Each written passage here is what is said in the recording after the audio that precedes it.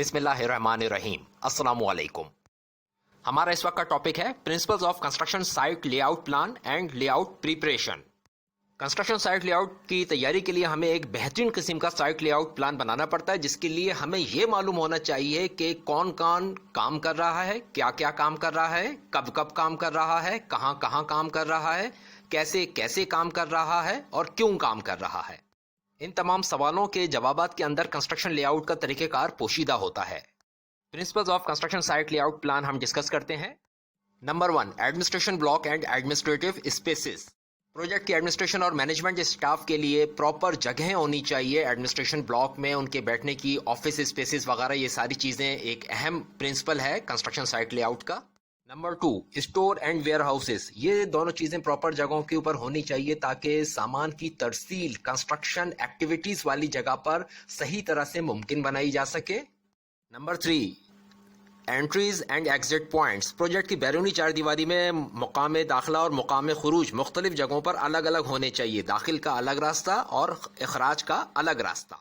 इस बात का ख्याल रखना चाहिए कि सर्कुलेशन जो है प्रोजेक्ट के अंदर चलने फिरने की जगह और ट्रैफिक की रवानी सही तरह से मुमकिन हो सके। नंबर 4, कुछ टेम्पररी स्ट्रक्चर्स जो हैं वो कंस्ट्रक्शन साइट लेआउट के अंदर बनाए जाते हैं, जैसे आरजी सड़कें, आरजी अंडरग्राउंड टंकियां, आरजी ओवरहेड टैंक्स और आरजी आने जाने के रास्ते। जहाँ पे खंदकें होती हैं, गहराइयाँ होती हैं, तो वहाँ पर कुछ आरजी पुल जो हैं वो भी तामीर किए जाते हैं। ये सारे आरजी स्ट्रक्चर होते हैं जो कंस्ट्रक्शन के दौरान जारी रहते हैं, इनके बाद इनको हटा दिया जाता है।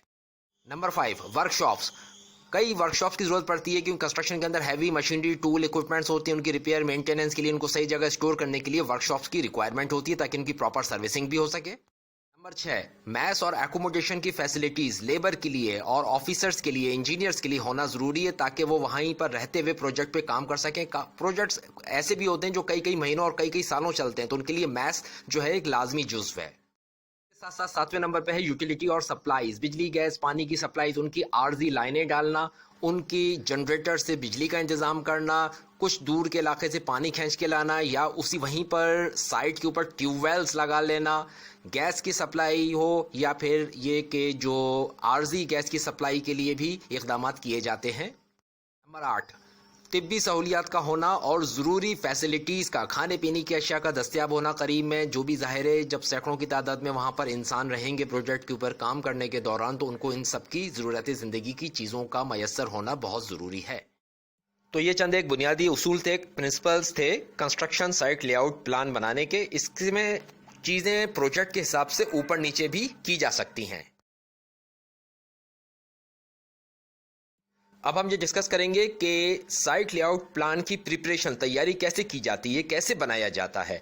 इसमें सबसे इम्पॉर्टेंट चीज़ है कि हमारे पास डिज़ाइन, ड्राइंग और तस्रीहात यानी स्पेसिफिकेशंस जो हैं वो दस्तयाब हों।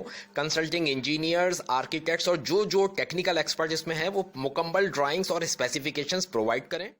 कंस्ट्रक्शन के स्टाफ के लिए ज़रूरी है कि वो उन तमाम ड्राइंग्स और स्पेसिफिकेशंस का बगौर मुताला करे, मुशाहिदा करे, तो उसको पूरा एक ब्रेकडाउन पता चल जाएगा कि किस किस काम के लिए क्या क्या चीज़ की रिक्वायरमेंट है। उसके हिसाब से वो जो है कंस्ट्रक्शन साइट लेआउट बनाया जाएगा।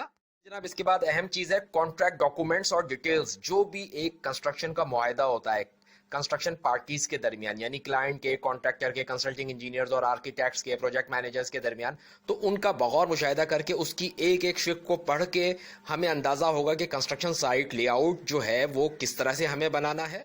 बहुत बड़ा फैक्टर इस कंस्ट्रक्शन साइट लेआउट बनाने के अंदर जो है वो labour, material, tool, machinery, equipment की दस्तयाबी है। अगर ये तमाम की तमाम चीज़ें लोकली अवेलेबल हैं तो लेआउट बनाने में हमें और आसानी रहती है। लेकिन अगर ये labour, material, tool, machinery, equipment दूर दराज इलाकों से ला रहे हैं तो उनका पूरा ट्रांसपोर्टेशन प्लान बनाना, उनका स्टोरेज प्लान बनाना, ये कंस्ट्रक्शन साइट स्टाफ की जिम्मेदारी है। तो ये एक बहुत इंपॉर्टेंट इनपुट होती है कि लेबर, मटेरियल और मशीनरी किस हद तक दस्तयाब है। बात है कंस्ट्रक्शन का तरीक़ाकार, मेथोडोलॉजीज। किसी खास प्रोजेक्ट के लिए हर प्रोजेक्ट यूनिक होता है, उसका तरीक़ेकार भी मुख्तलिफ होता है, तो लिहाजा उस तरीक़ेकार का हमें बगौर मुशाहिदा करना चाहिए।